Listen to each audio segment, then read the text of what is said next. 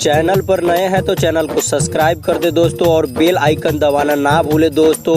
अभी तक वीडियो को लाइक नहीं किए हैं तो वीडियो को लाइक कर दे। चलो दोस्तों वीडियो स्टार्ट करते हैं।